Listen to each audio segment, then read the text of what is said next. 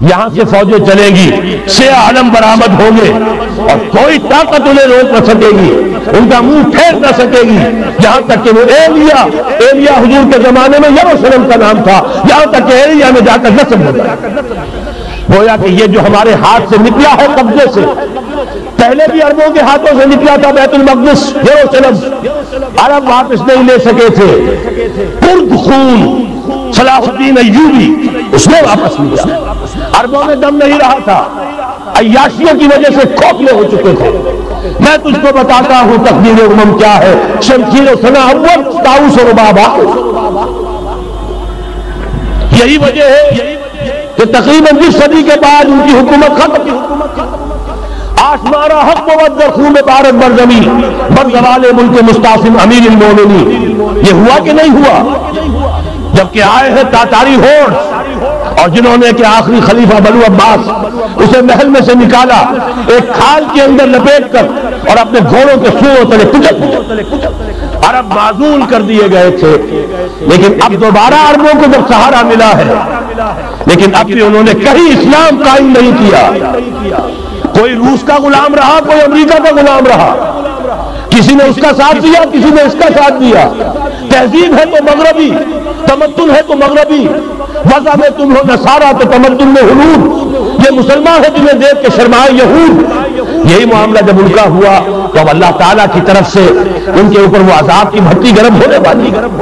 لیکن اس کے بعد پھر یہاں سے جائیں گے وہ جو ان کی مدد کریں گے، اور یہ ایلیا کو واپس لینے والے یہ مشرق سے چلنے والے لشکر ہوں گے۔ یہ اسی علاقے میں جب انقلاب آ جائے گا، یہ علاقہ خراسان اور پاکستان،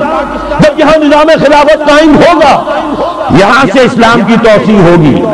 اور یہاں سے جانب مشرق ہند اور جانب مغرب یہ جو یہودیوں کا سیلاب آ رہا ہے،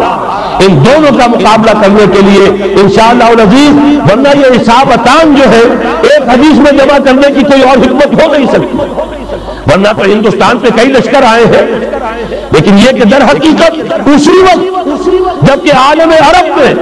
وہ بھٹی دہکے گی، اسی وقت یہاں انقلاب آ چکا ہوگا۔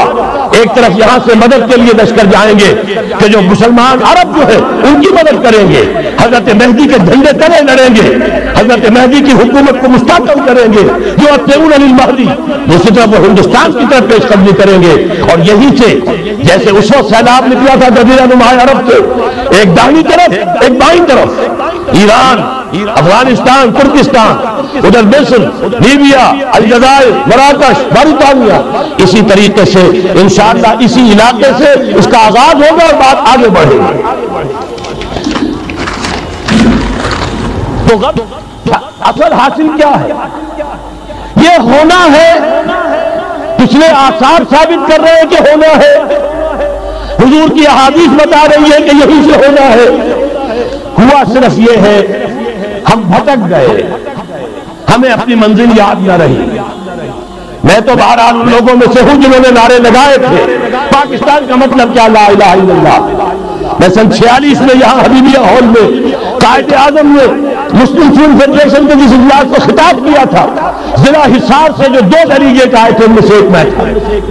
میں نے بہرحال اس تحریک میں بھی حصہ لیا ہے، ایک ننھے کارکن کی حیثیت سے لیا ہے، پھر حالات کو بدلتے اپنے آنکھوں سے دیکھا ہے، ہم کہاں سے کہاں جا پہنچے ہیں۔ ضرورت صرف اس بات کی ہے کہ آج ہمارا حال یہ ہے، ہماری قیادت، ہماری سیاست ان لوگوں کے ہاتھ میں ہے کہ وہ فریب خوردہ شاہی کے پلاہ و کرکٹوں میں اسے کیا خبر کہ کیا ہے، تب وہ تاب جاویدانہ، ان کی تہذیب مغربی، ان کی ذہنیت مغربی، ان کی وضاحت مغربی، ان کا تمدن مغربی، ان کی سوچ مغربی، ان کے سارے اطوار مغربی۔